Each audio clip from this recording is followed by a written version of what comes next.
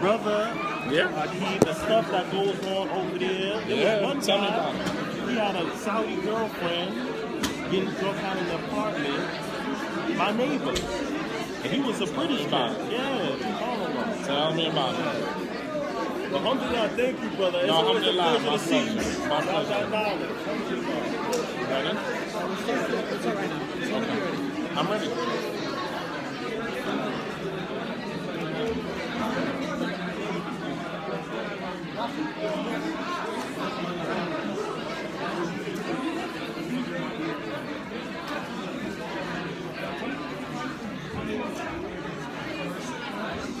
Assalamu alaikum.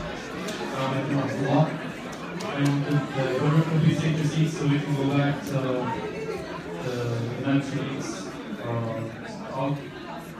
So a quick announcement before we start the talk again. We have books written by Imam Shadid. They are going to be sold outside on the 5th floor. The first book is The Rudiments of Purification. You can check them out outside. He came to perfect moral character. And The Paradox of Change. They're all written by Imam Shadid Ahmed. We accept Cash App, Cash, and PayPal. Please inquire outside. Again, by the 5th floor after the lecture is over, inshallah. For now, we're going to go back to Imam Shadid. Jazakumullah khair for listening. Assalamu alaikum. الحمد لله رب العالمين والصلاة والسلام على أشرف الأنبياء والمرسلين وعلى آله وأصحابه أجمعين. Okay, so let me just give you how the manifestation of how the individual racism transcends the individual and becomes institutionalized racism. Another manifestation of this in recent times, for those of you who are not aware, is how scholars from Saudi Arabia, unfortunately, not all of them, but many of them, have completely ignored and dismissed any inkling of Islamic scholarship or intellectual competence, for that matter, amongst African American Muslims. This has taken the form of, has taken on the form of Islamic rulings and edicts issued and superimposed on African American Muslim populations, predominantly new converts, without consideration of their condition, socially or otherwise, or those who assume roles of leadership over them. This has contributed to our own psychological programming as African American Muslims, believing that anything that is Arab is all automatically better than who and what we are. We will automatically assume that because you know Arabic or because your origin is an Arab origin, that you know more Islam than I do or we do, or that you're more knowledgeable of the Quran than we do. And let me just say this for the record. And those of you who have Arab origin, you can correct me if I'm wrong.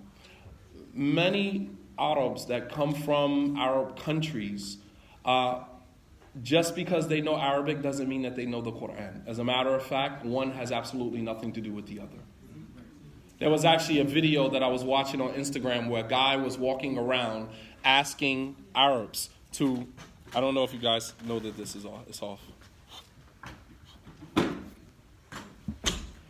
But I don't know, did you guys see that? He's walking around asking Arabs to recite Al-Fatiha. And one guy actually started singing Nasheed. He didn't even know Arabic. He didn't even know Al-Fatiha.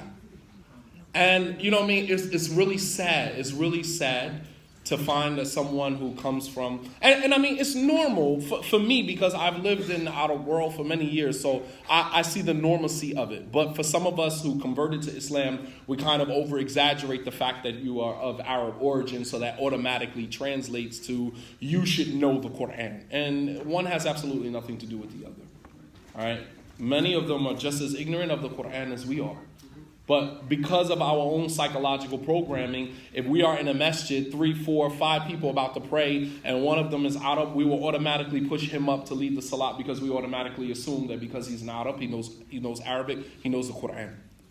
And nothing could be further than the truth. So look at how that has impacted us as African American Muslims, believing that sometimes we are more inferior. And I've had many Arabs tell me, you guys are converts to Islam, Muslims here in America, you guys are much better practicing Muslims than we are. Our practice of Islam is usually very culturally nuanced. We say things are haram not because Allah said they're haram, but because, in our country and our culture, it's haram.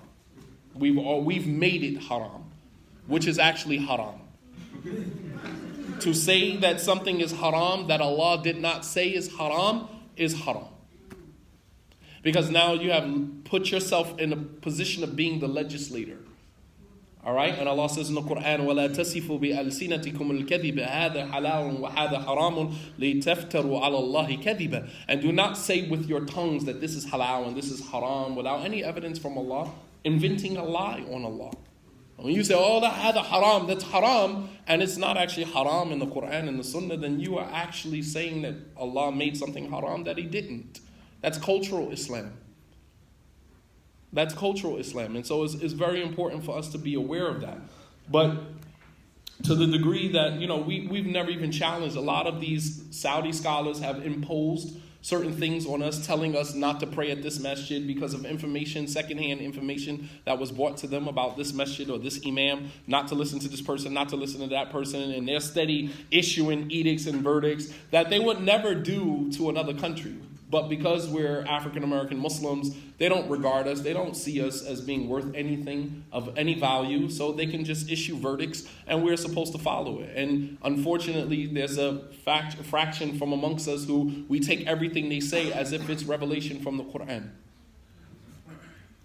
The Prophet ﷺ, he emerged amid a culture of people that were wrapped and saturated in all forms of racism, classism, tribalism, and discriminatory practices and traditions and behaviors, both intraculturally and interculturally. Meaning Arabs, they were being discriminatory amongst themselves. As many of you are aware that if you are darker skinned, you have a darker skin complexion, you are somehow less than. In Saudi Arabia, the darker skinned Saudi women, their dowries are much lower than the more fairer skinned Saudi women. This is a known fact. Anybody who lives in Saudi Arabia knows this. It goes on everywhere. I'm almost positive it does. But I don't have experience everywhere. I lived in Saudi Arabia for almost a decade, so that is my reference point.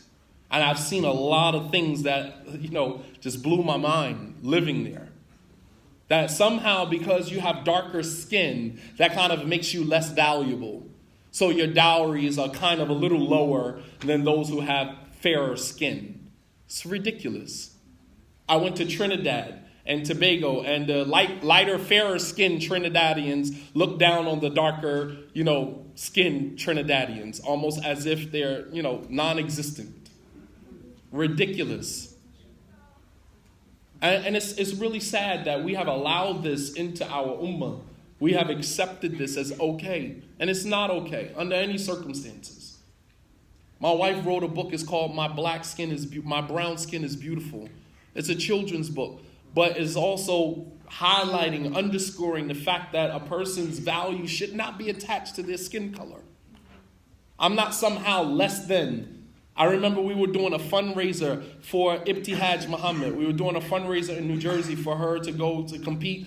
And we had to do a fundraiser because the Olympics were not paying for her parents to go. So we did a fundraiser for her in Newark, New Jersey. And while fundraising, we were fundraising for $50,000 so her parents could go with her to the Olympics.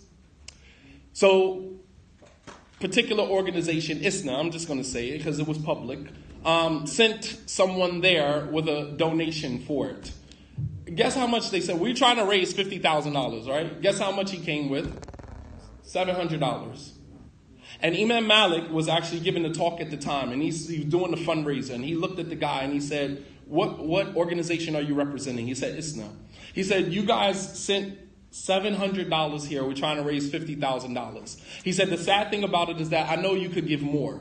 He said, and the sad thing about it is that if she was a white female convert, we wouldn't even be having this fundraiser.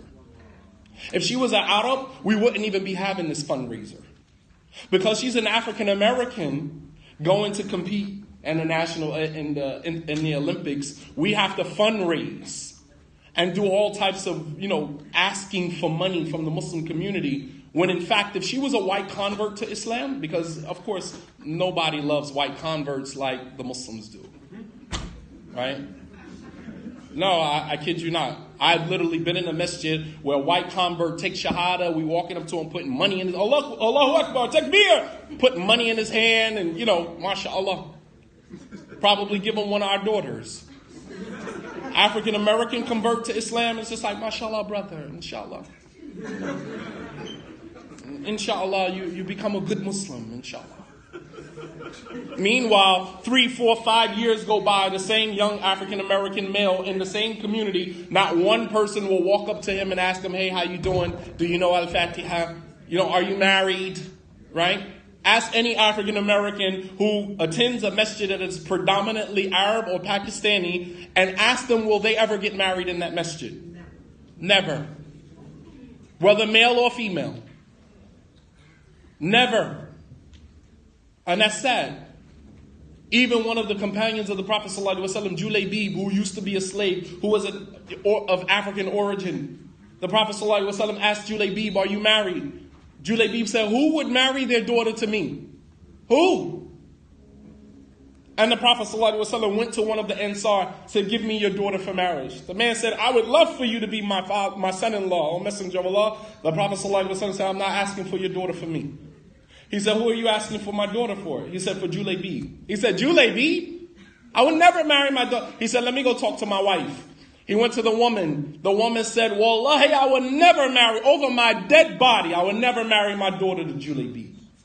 The daughter came out and said, if the Prophet asks for my hand in marriage to a man that he feels comfortable marrying me to, who are you to come in between that? That is for you guys. Love doesn't have a color attached to it. And stop letting your parents dictate to you where you're going to find love. Marrying you to your cousin. Marrying to you a distant cousin. And this is a person you grew up with your entire life. I got to marry this person? La ilaha illallah. Your parents are going to put a hit out on me. There's going to be a bounty on my head. I hope I have an Abu Bakr to hide in a cave with me somewhere. No, I mean, it's serious. It's ridiculous, man. And the only way that is going to change is when you guys change it. You guys have to change that. That's not going to change by itself. The Prophet ﷺ did not become the man that he became simply because he acquiesced to the status quo. He changed the status quo. He challenged the status quo. And that is why he was chased out of Mecca. That is why there was so much hatred. There was so much slander, everything surrounding him. Not because they had a problem with him personally. He was challenging the status quo. And if that is not what your knowledge is pushing you towards, then maybe you should, not seek knowledge, because that's what your knowledge is supposed to do. The Prophet ﷺ emerged amongst people who were wrapped in all forms of racism, classism, tribalism, discriminatory practices, and traditions and behaviors, both interculturally and interculturally, based upon a plethora of factors, including gender, including race, and all of the other factors that they use to separate or to decide whether a man was worth something. Cultural, social, economic statuses, all right, whether a person was free or slave, as well as the continuance of the hegemonic rule, the hegemony, the elite of Mecca, all of which the Prophet ﷺ challenged openly to level human beings while challenging the gauge by which we judge one superiority over another. The ayah that he read earlier, يَا أَيُّهَا النَّاسِ إِنَّا خَلَقْنَاكُم مِّن ذَكْرٍ وَأُنثَى وَجَعَلْنَاكُمْ شُعُوبًا وَقَبَائِلَ لِتَعَارَفُوا إِنَّ أَكْرَمَكُمْ عِندَ اللَّهِ أَتْقَاكُمْ. Allah says, O mankind, indeed we created you from one male and one female, and we spread from that one male and one female different nations and tribes, لِتَعَارَفُوا, so you may acknowledge one another. Not that you may ignore one another and say, we're all Muslim, I don't see color. Well, I was raised not to see color, as if that makes you somehow better than a person who does see color. I would more so respect you if you said to me, I see you as African American, or I see you as this, or I see you as Hispanic, I see you as this. I respect that. But to say, I wasn't raised to see color, I don't see color, we're all Muslims, that's an insult. That is an insult. Allah says, Li ta'arafu, so you may acknowledge one another. Appreciate the diversity of God's creation. The different colors. Just like we look at trees as, the leaves are growing and we see brown, we see purple, we see all these different colors. This is exactly the way that Allah subhanahu wa ta'ala created us. But we want to favor this one over this one because of this color and that color. That's not what Allah subhanahu wa ta'ala put us here for. Reverence of Allah, taqwa. As Allah mentions in the ayah that inna akramakum indallahi atqakum, that the most noble of you in the sight of God is the one that possesses the most reverence of God. And taqwa cannot be measured by how you look outwardly, how much you pray. That's not how you measure taqwa. The only one that can measure taqwa is Allah subhanahu wa ta'ala. So there's no need for us to decide who's better than who. We leave that up to God. We leave that up to Allah subhanahu wa ta'ala. Allah says in the Quran, فَلَا تُزَكُّوا أَنفُسَكُمْ هُوَ أَعْلَمُ بِمَنِ اتَّقَى. And do not consider yourselves purified. Don't self-sanctify. Allah knows who fears Him. God knows who fears Him. But the Prophet ﷺ, he challenged the status quo. This is why during Hajj, do you know why during Hajj all men wear white? All men wear white garments. And that is to level human beings. No matter how rich you are, how poor you are, we all got on the same two garments. That is the purpose of the ihram, to level us. No matter how rich you are, no matter how poor you are, you got on the same two white pieces of cloth that I have on. And that should be a reminder to you, because those are the same two white pieces of cloth you're going to be wrapped in after your soul is extracted from your body. Hajj is a reminder of death, and it is a reminder of our equality as human beings before God. The institutionalized racism in the pre-Islamic Arab society, designed to continue the hegemony of Quraysh, the ruling elite of Mecca, some of these components included double standards, which we see today in our society, a racist society. Double standards where a man can walk into a mosque and kill 50 people, shoot 50 worshipers, right, and never be called a terrorist. Never. Because the word terrorism is reserved only for Muslims. That term is only reserved. Dylan Roof can walk into a church and kill 8 churchgoers, never labeled as a terrorist. He'll walk into a church and murder people, pray with them, and then turn around and murder them. He prayed with them, turn around and murder them. And then the cops took him to Burger King before they actually took him into the police station. Never was he called a terrorist. Facts.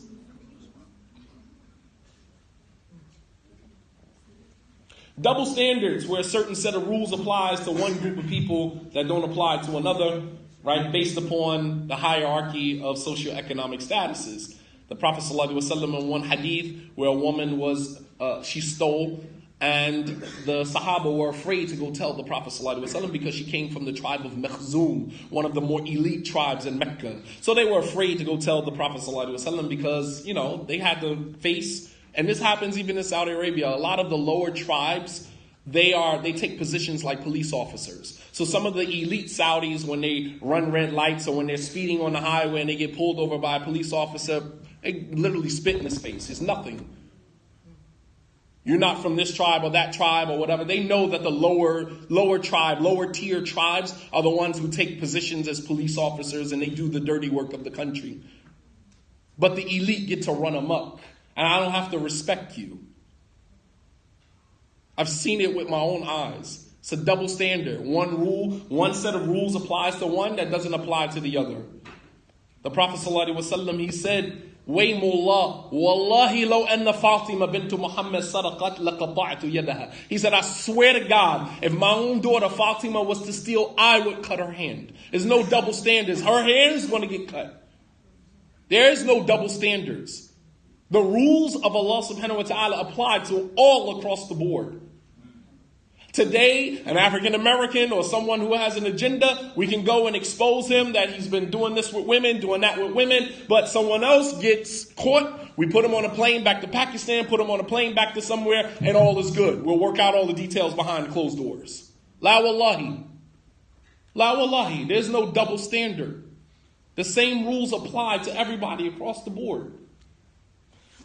Gender marginalization, I don't even have to go into that. You guys already know the way that women were viewed in pre-Islamic Meccan society.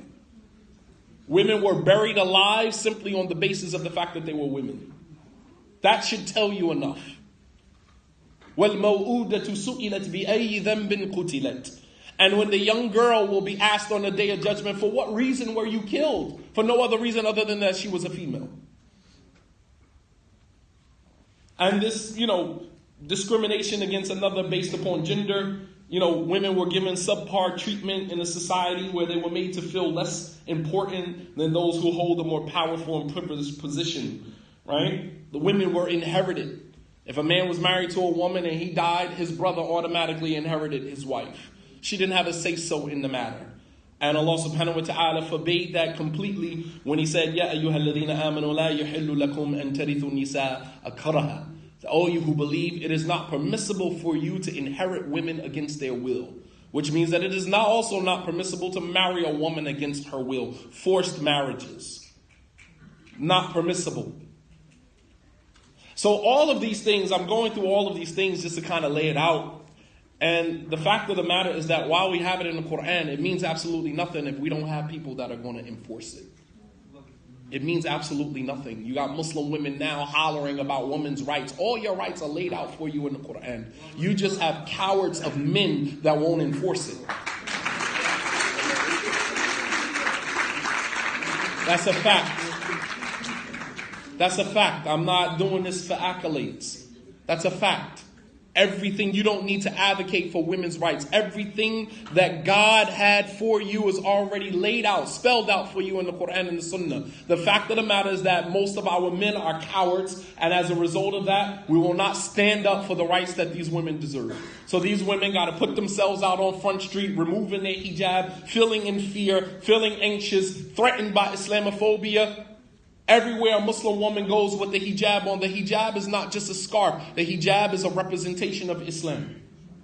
Because as men, we shave our beards, we put on tight jeans, skinny jeans, and we can blend in with everybody else. Leggings, even if. Jeggings.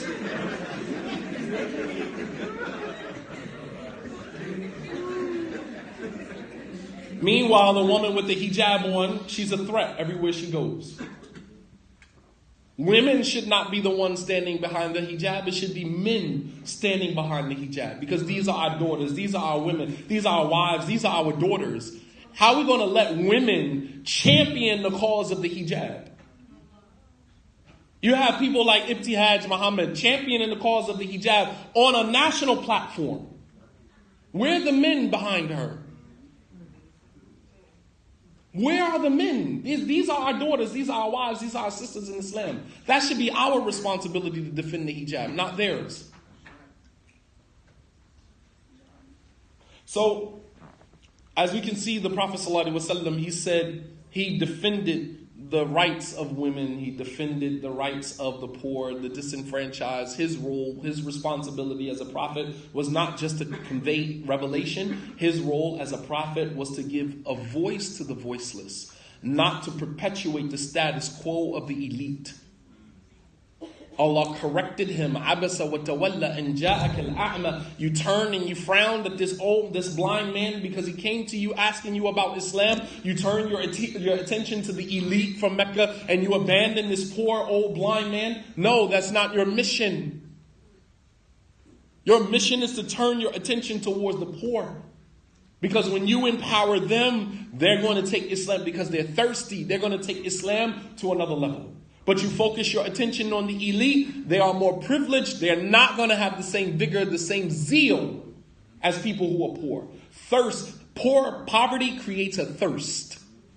Which is why you'll find a lot of people who become very artistic, become very successful. These people started off at the bottom of the pit. The lowest of the low in society. And they hone in on those skill sets that they have, whether it's to draw, whether it's to sing, whether it's, you think about it. These are the people that become the successful ones in society. They become successful to some degree because they don't recognize their potential, and they let, these organizations, they let these companies usurp their skills and infringe on their artistry, on their art. And as a result of that, they become puppets. Which is why you find people like, not to mention it, but I mean, it's a fact, but people like Jay-Z, Tidal, I create my own. I don't need to go with Apple and stream my stuff and let you take 75% of my proceeds. I go create my own. This is a person who knows his wealth, knows his worth. When you know your worth, nobody else can use that against you. So let me end with this very important story that happened during the conquest of Mecca. I want you guys to pay attention. I literally fought back tears just writing this. And I'm praying that I have the ability to read it out to you without breaking down. The Prophet ﷺ, in the 23 years that he was a prophet, he addressed all of it. He left no stone unturned as it relates to the classism, the tribalism, the racism that existed amongst the Arabs. After the conquest of Mecca, the Prophet ﷺ did something that no one thought he would do.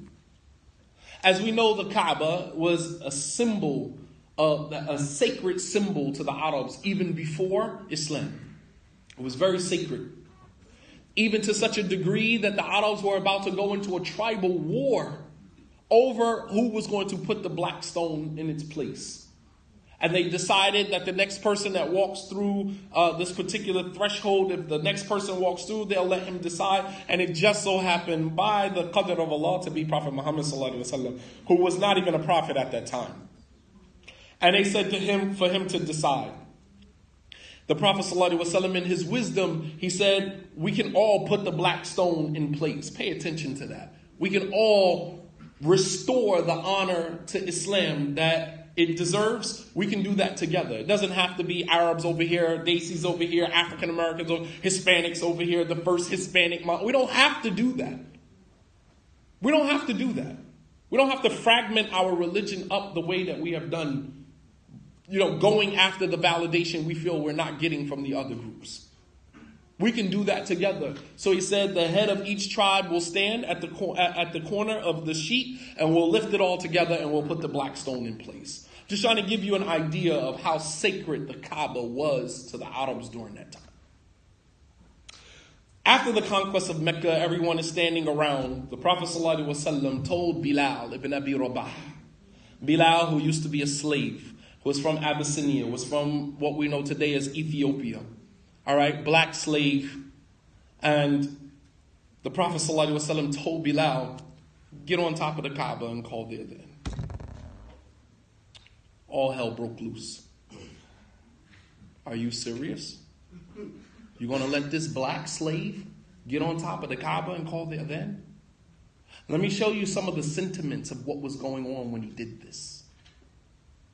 He told Bilal, after war was over, he told the people of Mecca, I'm not going to fight you. You're free to go. Everybody standing around, the Prophet ﷺ said, Bilal, qum ya Bilal. Stand up on top of the Kaaba and call the adhan. When he did this, as we know, Bilal was previously tortured. Bilal used to sleep with the animals because he wasn't worthy of sleeping in a home. He used to sleep out in the yard with the animals. Just giving you some idea of how they treated him. However, now he was standing on the most sacred place above the same people who considered him less than. The Prophet was smart. He knew exactly what he was doing. This was all pre-planned. He knew exactly what he was doing. The same people that looked down on him, who he wasn't even worthy of sleeping in a home. He had to sleep in a barn with the animals. They tortured him. They beat him. They sold him to Abu Bakr for more than he was worth because they could do that. They wanted to smite Abu Bakr. They charged him more than what he was actually worth on the market. Now he's standing on top of the Kaaba, the most sacred place to the Arabs, standing looking down on the same people that used to look down on him. SubhanAllah. And he began to call the adhan. The best words that anybody could utter. Ashhadu an la ilaha illallah, ashhadu anna Muhammadan Rasulullah. And even when he was being tortured, nobody could hear him crying. But now when he called the adhan, everybody heard his voice. Understand? That is our responsibility. The Prophet ﷺ knew exactly what he was doing. He said, Bilal, get on top of the Kaaba and call the adhan. Nobody heard your voice when you were being tortured, when you was just a slave. Now, everybody can hear your voice. You understand? That's our responsibility. To give voice to people who don't have a voice. This is the religion of Islam. This is our responsibility for those of us who had a privileged position. And while Bilal was calling the adhan, some of the elite from Quraysh, they were standing a little bit back and they were having a private conversation. There was Abu Sufyan, who already took his shahada, but he was still cool with, he still had his loyalty to the chiefs of Quraysh. But he was Muslim. You had Itab ibn Harith ibn Hisham, who was the brother of Abu Jahl, Amr ibn Hisham. And Itab ibn Usayd, he said as he heard Bilal calling the adhan, he said, أكرم الله أسيد يعني والده ألا يكون سمع هذا فسمع منه ما يغيظه ما يغطيه ما وجد محمد غير هذا الغراب الأسود مؤذنا. Itab ibn Usayd, he said, may Allah honor my father that he's dead and he doesn't have to hear this guy calling the adhan on top of the Kaaba. He said, Muhammad couldn't find nobody other than this black crow to stand on top of the Kaaba and call the adhan? He couldn't find nobody other than him? Another one, he said, Harith, who was the brother of Abu Jahl, he said, Ama wallahi, law a'lamu annahu muhiqqun lattaba'tuhu. He said, wallahi, if I thought that Bilal was more deserving of being followed, I would follow him, but I'm not following him. This black slave standing on top of the Kaaba calling the adhan. I'm not following that. Abu Sufyan said, La aqulu shay'in law takallamtu la akhbarat anni hadhihi al-hasa. He said, I'm not going to say nothing. Abu Sufyan said, I'm not saying nothing because if I say something, these pebbles, these rocks are going to tell Muhammad what I said. He already knew. I don't want no problems. I'm not saying nothing. He saw the miracles. So he's like, I'm not even going to say nothing because if I say something, one of these rocks is going to talk and tell Muhammad what I said. Allah subhanahu wa ta'ala revealed to the Prophet sallallahu alaihi wasallam what they said.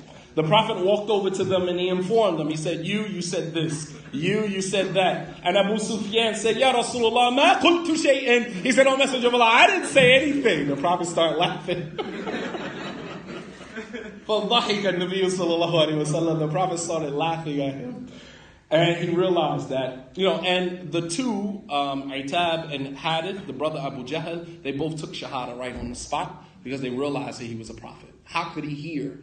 They knew that could not have been from anyone other than God. Banu Sa'id ibn As, لما رأى بلال يؤذن على الكعبة قالوا لقد أكرم الله سعيدا إذ قبضه قبل أن يرى هذا الأسود على ظهر الكعبة. Tribe of Bani Sa'id, another elite tribe, Ibn al-As, they said, Allah honored Sa'id that he died before he could hear this black individual standing on top of the Kaaba calling him in. I'm just trying to give you an idea of how they saw Bilal, how they saw Miqdad ibn Aswad, how they saw Sumayya, how they saw Zayd, how they saw Usama, and all of the other black companions that was of Arab or African origin. Because Arabs during that time were not as pale as some of the Arabs are today, mixed with European blood. The term Aswad was also used for Arabs during that time as well. And Aswad means black. You can't possibly believe that you live in a region where the sun is actually closer to the earth, is actually very hot, and that people are walking around with pale skin. You can't possibly believe that that's the truth. I'm just being honest with you. The Prophet ﷺ, when he told Bilal to get on top of the Kaaba and call it there, what was he doing? What was he doing? Following orders? Huh? Restoring his honor. What was taken from him. Giving him his rightful place in society as an equal member of society. You don't get to discriminate against someone for generations simply on the color of their skin. And Islam restores that honor. The equilibrium that Islam offers to the Muslims is that anyone can gain knowledge of the religion and assume a position of authority. Anyone. The Prophet ﷺ said, "Inna Allah yarfa bihadha al-kitab wa yad'a bihi al-akharin," that Allah will raise with this book some people and He will humiliate some people with this book. Meaning those who learn this book, Allah is going to raise them, and those who refuse to learn will always be at the bottom, humiliated, asking others who have learned about their own religion. This is our religion. This is what we have a responsibility to do, to restore the honor that society has taken from people solely based upon their socioeconomic statuses or based upon the color of their skin. That is our response. That is the responsibility of every single Muslim. If you claim to be a follower of Muhammad sallallahu alaihi wasallam, that is your job. Your job is not to create an organization that boasts of, being the biggest Islamic organization in America, and you're raising funds and raising money for people from your country and other countries, and you totally, intentionally overlook the poor, the disenfranchised, the marginalized population right here in your own vicinity. That is against the sunnah of the Prophet ﷺ. You don't get to organize a 3-day conference and invite the most elite scholars and speakers and charge an astronomical fee to get in, and people who don't have money, people who don't have finances, don't have, the means. They're not even a factor. You're preaching to the choir. I'm just trying to figure out how we are organizing these 3-day Islamic events, conferences, and we're preaching to the same choir. The people who really need to hear that message are not there. How you set up a dawah center. You set up a dawah center, right? We give in dawah, and you open up a dawah center in your suburbs, not too far from your mosque. Go into the inner city and the urban areas and open up your dawah center. Cowards. You want to stay close to home and open up a dawah center close to a Walmart, close to your Islamic center. Go into the inner city and give those people dawah.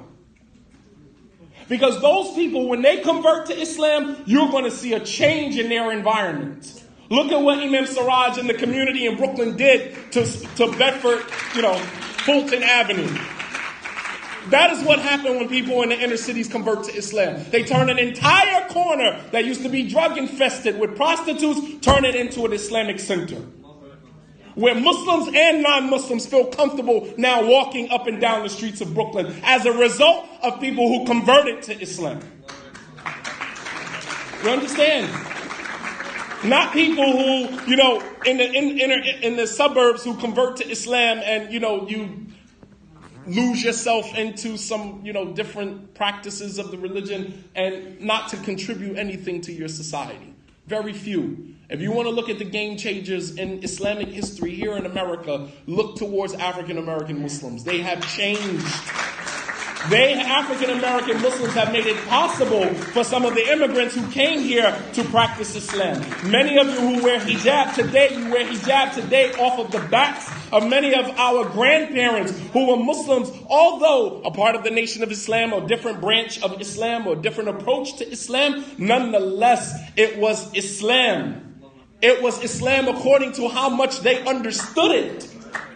And we don't get to come today and to completely dismiss that and say, oh, they were off it, they didn't understand Islam. They worked within the capacity that they had, with the knowledge that they had, and better believe they did more with very little than we do with a lot.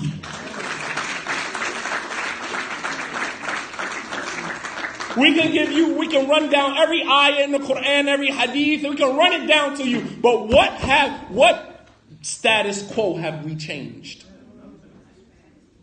What have we changed?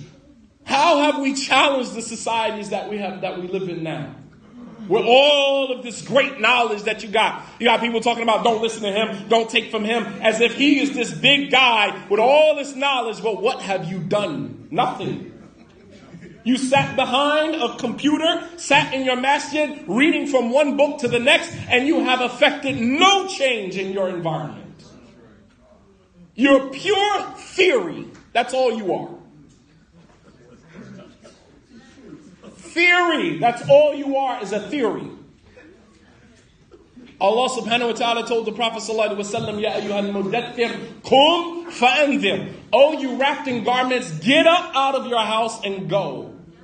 The work is outside of the mosque, not in the mosque. We preach into the choir. All these elaborate khutbahs every Friday. Go out into the community and call the people to Islam. Invest time into our young people. You got a guy giving a lecture and everybody sitting in your lecture got gray in their beard. What they going to do? Sitting there with red henna in your beard. What you going to do? Walking on a crutch. You can barely breathe. No, wallahi, I'm just being honest with you.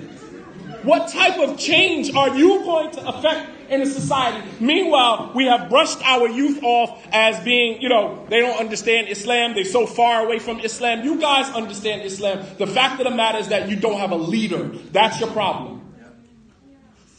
Your problem is not that you don't understand Islam, you don't love Islam. You haven't found a leader that you can get behind, that you feel comfortable.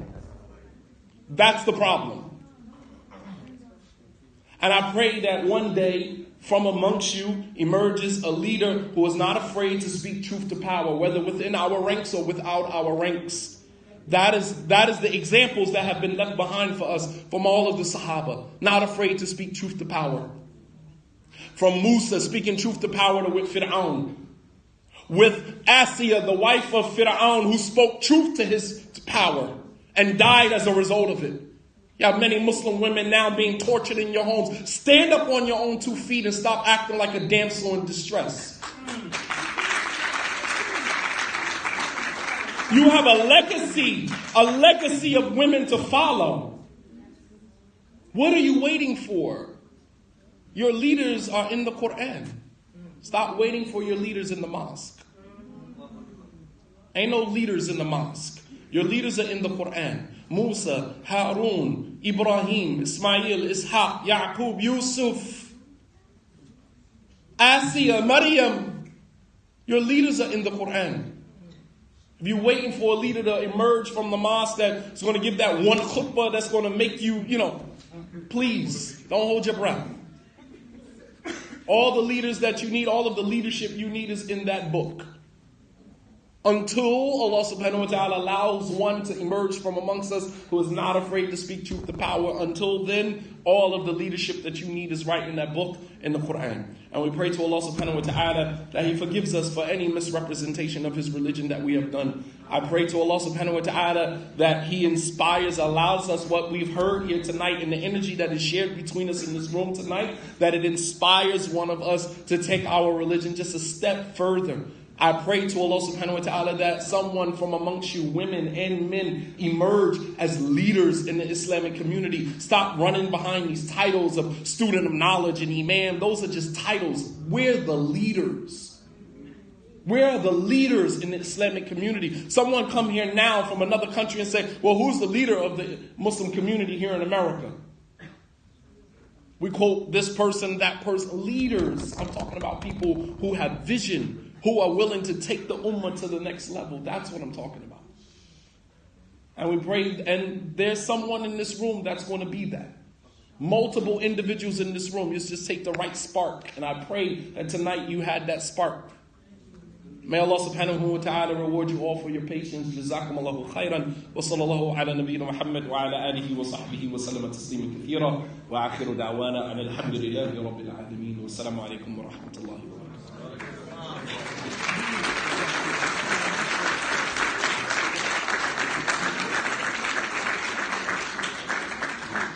So here's the fun part of every lecture conference. There's always questions and answers. I'm not really particular of questions and answers. I think sometimes we ask questions and answers because we don't want the night to end. We're enjoying the time and the energy. And I'm cool with enjoying the time and energy with you. We don't have to ask questions and answer questions to spend time with each other. You have me for the rest of the night. I'm here. I'm not going anywhere. We don't have to ask questions just to be cool, just to kick it. We can enjoy the time that we have for one. We don't have to create questions. I don't actually get a kick out of that. It says, how do we combat microaggressions as people of color without losing our temper? I mean, that's a simple question. Microaggressions, meaning sometimes people have this passive-aggressive behavior, microaggressive behavior, like similar to what I mentioned. Oh, you speak Arabic really nice. And I think the way to combat that is to use every opportunity as a teaching moment. To use it as a teaching moment. When you say, oh, you speak Arabic very well, you say, well, let me ask you a question. How else would I speak Arabic, if I took, 3-4 years out of my life, I went to this institute, I learned, I studied. It's like, oh, okay, I got it. No, I want you to understand why I speak Arabic. It's not because I've been given some special gift. It's because I put in some work. It's a teaching moment. It doesn't have to be disrespect. You don't have to meet microaggression with another microaggression because then that would make you no different than the other person. Allah subhanahu wa ta'ala says, "Idfa' billati hiya ahsan." Repel evil with what is better. Use every moment as a teaching moment. That's how we combat that. All right? There's no need to get your temper involved because some people do it inadvertently. They don't even know that they're doing it. And if you know that energy is coming from a place, that now the onus is on you to take the opportunity to teach the person. Today, you're going to learn, right? In the words of Kevin Hart, you're going to learn today. You're going to learn today. Today is your day to learn. All right? And sometimes we have to take time, we say all the time, today I got time. I got time today. You're going to learn. I'm going to make this a moment for you. Because when you take the time out and you educate a person, they will never do it to someone again. Inshallah. They will never do it. The Prophet said that the believer doesn't get stung in the same hole twice. I believe that. That when you educate me, I said something wrong. I remember one time I used the phrase "packy" at a lecture. And a brother came up to me and he said, as a Desi, we actually take that as offensive. And I said, I didn't know that. And he educated me. He took time out. You're going to learn today. And I learned. So I refrained from using that term. If he had walked away, disgruntled, upset, I ain't never listening to him again, what does that solve? That solves nothing. I'm still going to turn around in another lecture and I'm going to make the same mistake over again. When you take the time out and you explain, you say, hey, that's really offensive. You shouldn't really say things like that. In my culture, we see that it's like, Jazakallah khair, I appreciate that. I didn't know that. And now I know. You understand? So the way to combat microaggressions, not just people with color, because people of African-American Muslims, we are not the only ones that experience, discrimination or prejudice against people. All right? I myself, as an African-American, sometimes when I go into an African-American masjid, I'm met with microaggressions. So I can only imagine with someone who is of Pakistani origin or Arab origin, what you experience when you go into an African-American masjid. It's like, brother, put your foot here. This is sunnah, Aki. It's like, but you're stepping on my foot, brother. That's not the sunnah. Like, you're stepping on my foot. I can feel your corn through your sock. Like, that's not the sunnah. Have mercy. You understand? Like, we as African Americans experience microaggressions amongst ourselves. So we are not the only group that experiences microaggressions from people from other groups. But the way to handle that is to make it a teaching moment. Not walk away disgruntled, upset. Not, you know what I mean? Like Umar radiallahu anhu, he was in the masjid and he saw two people raising their voice in the masjid. So he took a pebble and he hit the guy in the back with the pebble. And he got their attention and he asked them, Min aina antuma? He said, where are you two from? Because obviously they're not from Medina raising their voice in the masjid like that. They know people in Medina know better. So he asked them, he said, where are you two from? They said, we're from Ta'if. We're from a city not too far out from Mecca, not too far from Mecca. And Umar said, Wallahi law kuntuma min al-Madina la awja'tukum al-daraba. He said, Wallahi, if you guys were from Medina, I would beat both of you, raising your voice in the masjid. It was a teaching moment. You're going to learn today. You understand? It's a teaching moment. Don't raise your voice in the masjid. He didn't get disgruntled and go off into a corner and backbite the people like we do today. Right? Sister come in, she has on a hijab, t-shirt, spandex. Right? You don't know her story. You don't know her why. But then you're off in the corner somewhere talking about astaghfirullah. Oh, a'udhu billah. Look at how she's in the masjid. Why don't you go over and say something to her? Why not use the moment as a teaching moment rather than incurring sin on yourself by backbiting? I don't understand the logic. I don't understand it. To go over to the sister and say, Assalamu alaikum, what's your name? Hey, how you doing? You do know that, you have on pants. Like, can I give you my overgarment so you can pray? And she might tell you, well, I just, got out of a bad relationship. Or I just happened to pass by this masjid and I just wanted to come in and pray. I haven't prayed in weeks. I haven't prayed in months. And I just happened to be walking past the masjid and something said, go in. And I just came as I am. And if you don't take the time out to understand a person's why, then you are not in a privileged position to judge. You don't know what the person's why is. And if you don't take the time out to ask the person their why, then you are not granted a position to judge. Because you don't have the facts to judge. So your judgment is going to be misplaced because you don't have enough information to formulate a judgment. So it's a teaching moment. Use it as a teaching moment. How do you correct or bring your parents to the awareness that the way they are taught concerning race or colorism is wrong without being disrespectful or demeaning? That's a tough one because the way that we as African Americans interact with our parents is totally different than the way that other cultural groups interact with their parents. Some cultural groups, the relationship between parents, father and son, mother and daughter, is more like a dictatorship. It's like whatever I say is, and you don't have a right to challenge me. You don't have a right to say anything about what I say goes. All right? That type of parenting is really hard to challenge that type of parenting because that type of parenting can become very confrontational. So you have to choose your words wisely. You have to choose the times and the situations and how you approach the situation. And you know your parents better than anyone. If you hear your parents use a derogatory term, you have to find a way. Even if you have an older sibling that has a better rapport with the parent, then maybe you could, find a way to do that. But there has to be a strategic way that you approach that so that our parents know you can't say things like that. Even with our younger siblings, you have many Arabs and Desi children now. I work in an Islamic school, and we just suspended a Yemeni kid, for using the term nigger. Understand? And it's very common. Don't say, it's common. They use it all day, every day. You right here in New York, they don't use nigger? Come on, my nigga. Stop playing, nigga. They use that all day, every day. Like, why you acting so surprised? But it becomes your responsibility. Your younger brother, you hear him using that term. Yo, dude, don't use that. That's not cool, man. Understand the origin of that. And when people say, well, black people call themselves, we earn the right to call each other nigga. We earned that. Understand? We earned that. Don't ever say, well, they call each other niggas. Yeah, so what? We earn the right to do that. That's called embracing your stigma. Embracing your stigma.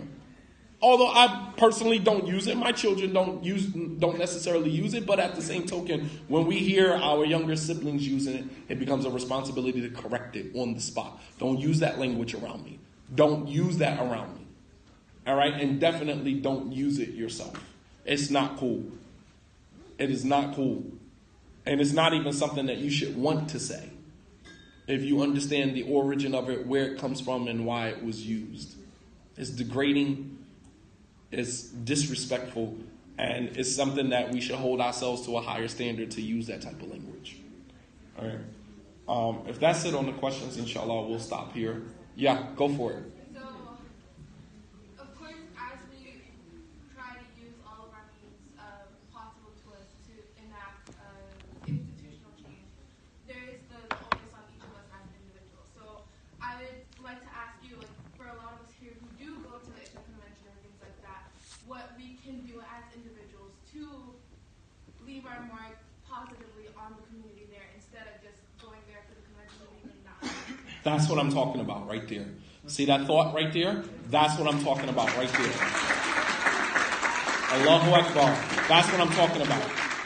She said, rather than now that you've been brought up to speed, your consciousness, your awareness has been peaked at this point, awakened.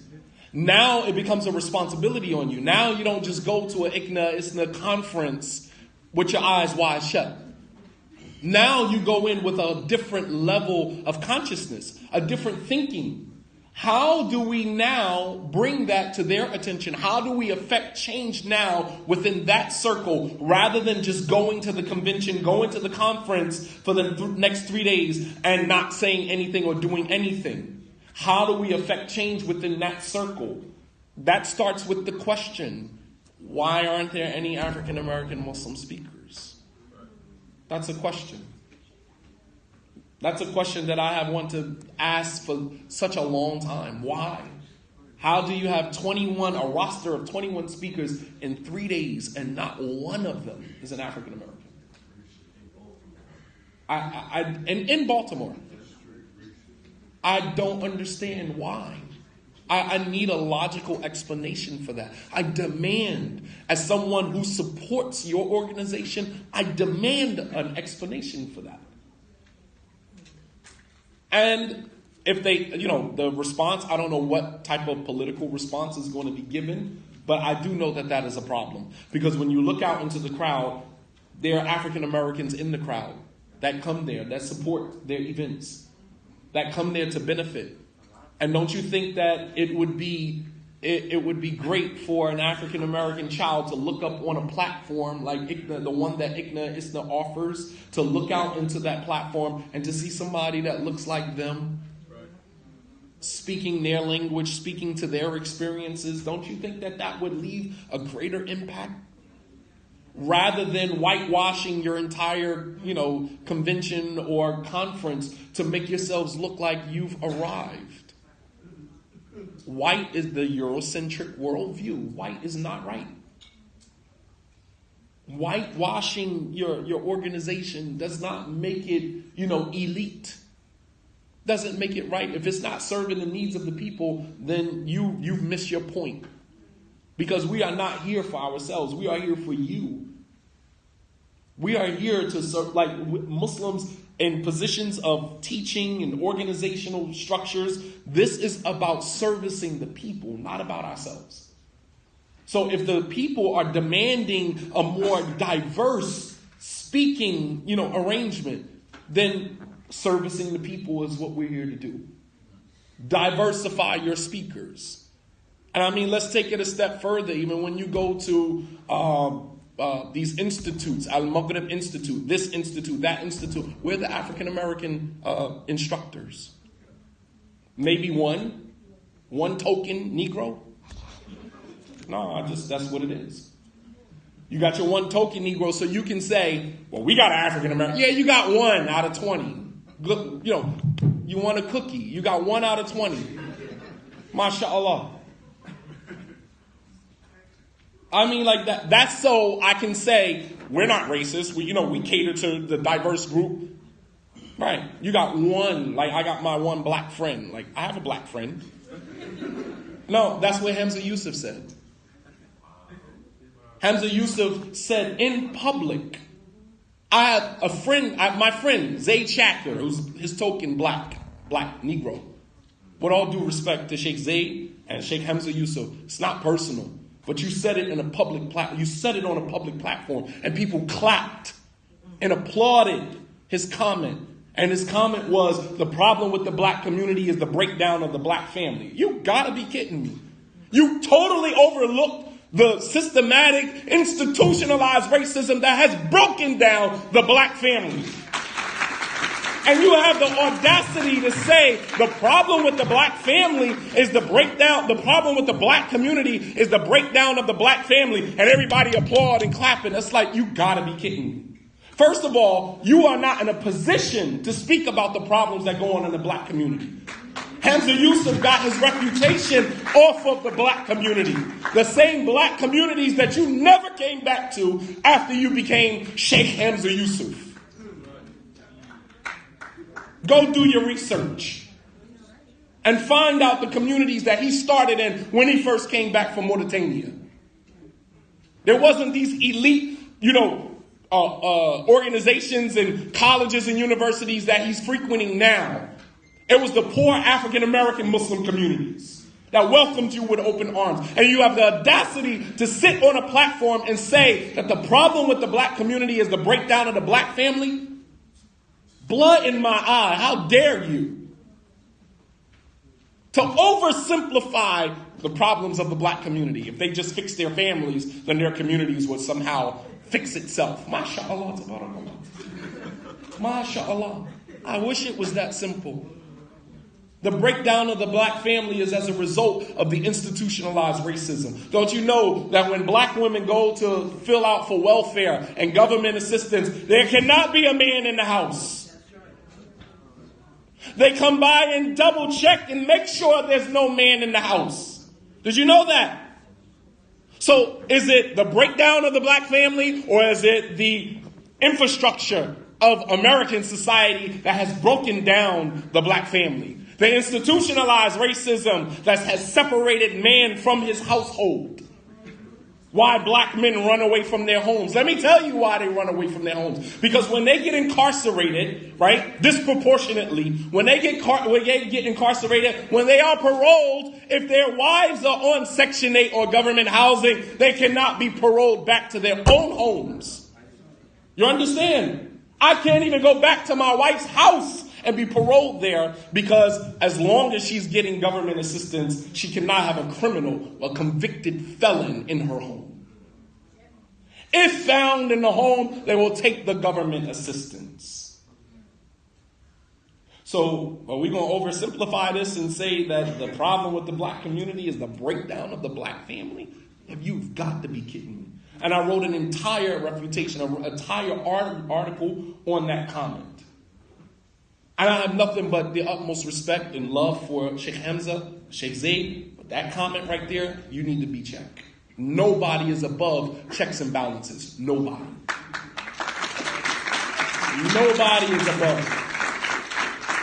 Especially if you make the comment in public. Nobody is above that.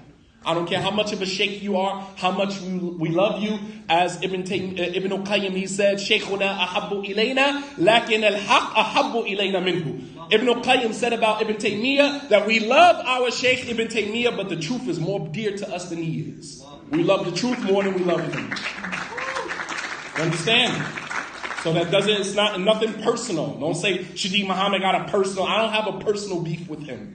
I have a personal beef with the words that came out of his mouth, which is indicative of him furthering and perpetuating the white social structure, the white structure that has kept African Americans in the position that they are in. And now you are perpetuating that even within the Muslim community. You're perpetuating that thought even in the Muslim community, because everyone applauded him after he made that comment.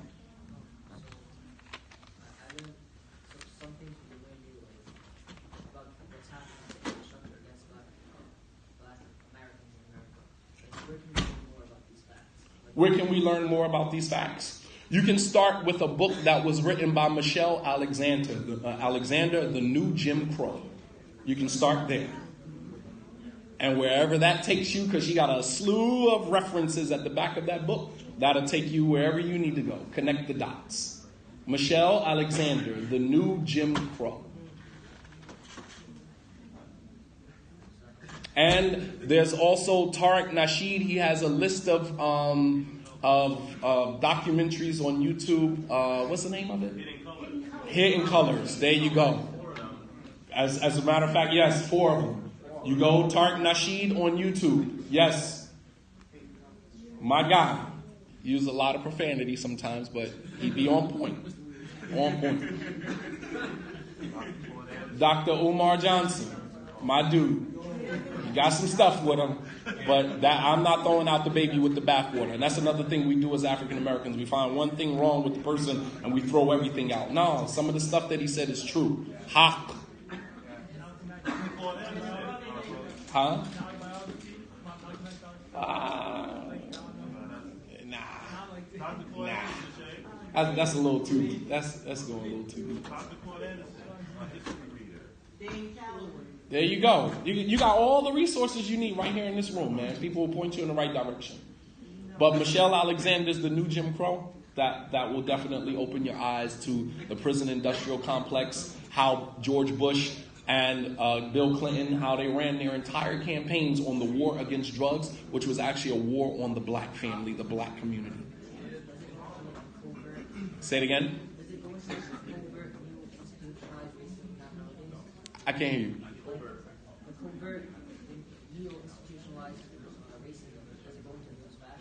Does it go into those facts? Yes. Yes. In a modern vernacular, she uses modern day, terms that we can relate to. Some books just are like really deep on a academic level. Nah. She's very simple, lays out the facts. Absolutely. Sure, go for it. Understand that not all black Americans were slaves. Right. That we were the Aborigines. There you go. And we are the Aborigines. We not the law. We are the black Aborigines. Way before those skin became pale, we were the people who were here on this land. There you go. And we were the people who built this land, even though we don't own anything, because they found all kinds of ways to destroy it with institutional racism. But we are Absolutely. the original people on this land. Absolutely. Now, every black American is a slave or was a slave. Right. We didn't all come here on boats from Africa, is what she's saying to you. That's another, you can add that with Christopher Columbus discovered America. You can add that with that myth. All black people did not come here on a boat from Africa, which is why the Saudi guy, when I said I was from America, he couldn't accept that. Because in his mind, anyone that is American is white. Not realizing that there were aboriginals, people who meaning owner, taking ownership, the original people who owned this land. And there were people who were here, who look like me, look like every other African American in here, that were here long before Christopher Columbus, long before the Native Americans. You understand? This is what you're not going to get in high school. You understand? Because your world history books are Eurocentric. Here again, your world history books are designed to make you believe that Europe, the world, that everything that Europe encompasses. Okay. We have this Eurocentric view where everything out of Europe came to put everything in order. Meanwhile, while they were in the Dark Ages, you had empires all over Africa. Anyway, we're going to end now, inshallah ta'ala. As again, we have some books. I have some books outside. The Paradox of Change. This is a book that I wrote for new female converts. It is the New Muslim's Guide to Overcoming Obstacles. And any woman can read it and benefit from it. I have another book called He Came to Perfect Moral Character, which is my biography. Starts off with how I converted to Islam, all of my struggles, and then it becomes a self-help book using the Prophet ﷺ as an example. I wrote the book using the foundation for the book, Dale Carnegie's How to Win Friends and Influence People. I took that same concept and I wrote a book from an Islamic perspective using the Prophet ﷺ as the foundation for that concept. It's called He Came to Perfect Moral Character. Also, my wife has a couple of books out there. One is My Brown Face is Beautiful, which is a kid's book.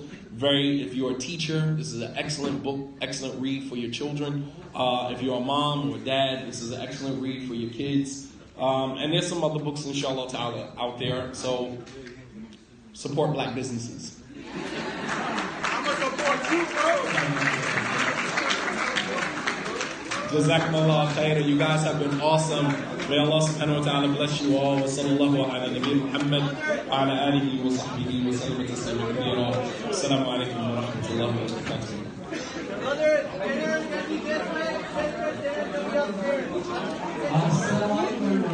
Just a quick reminder that we are segregated. Also, sisters will be on the 6th floor, room 603, and the brothers will be on the 5th floor. Jazakumullah khairan. Good. I have a question. Because I always wanted to learn about Bilal radiallahu anhu. I wanted to learn what type of books you recommend.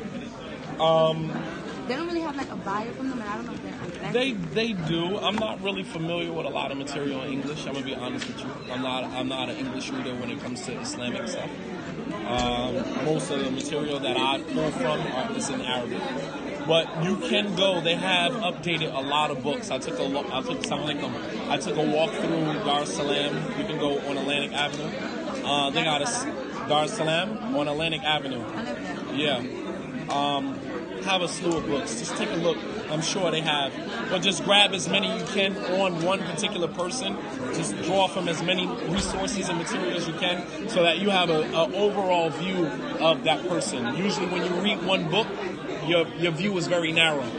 But when you pull from different sources and you read all of it, you can now connect all of the dots. Okay? How you doing, sir? I'm a black college in Florida, man. So I stumbled here by accident, but you definitely caused me to do a little research on it. That's what's up. I gotta look into it, man. That's what's up, man. That's what's up. All the Everyone met resources. that kind of spoke some different stuff. So That's that's what's kind up, of cool. man. Yeah, That's so what's that's up. for coming, man. Thank All you. right, thank you. God bless. A lot of people ask me about the books. Okay. Yeah, take them out. Okay. All of the prices are on the back of the book. Okay, and also, yeah, the table's already going to be set up. So Okay. it's a 5th floor. Okay. Gonna be loud. Hey, how you doing, man? Pleasure to meet you.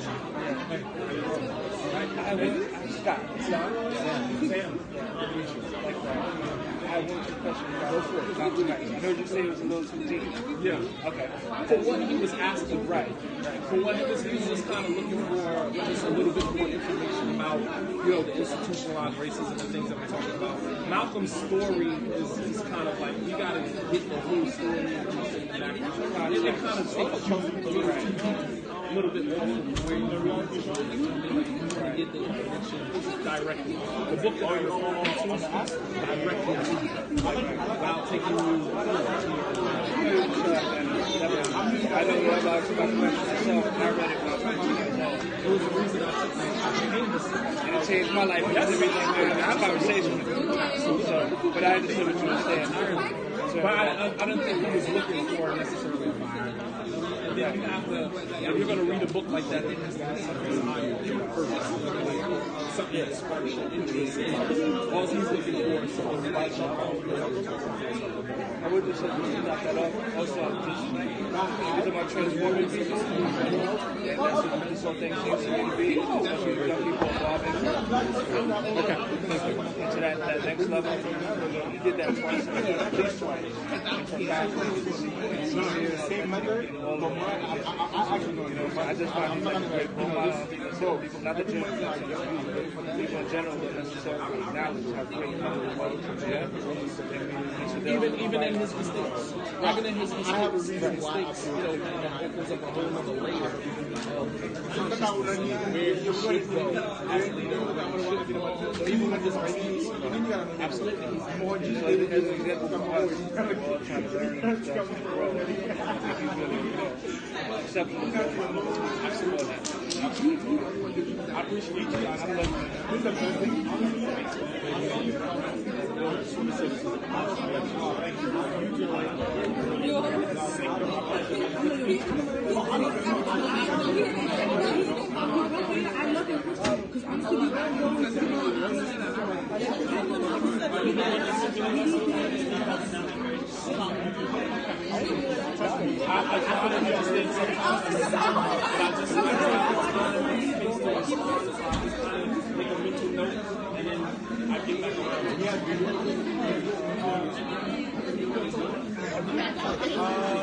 me make up my schedule.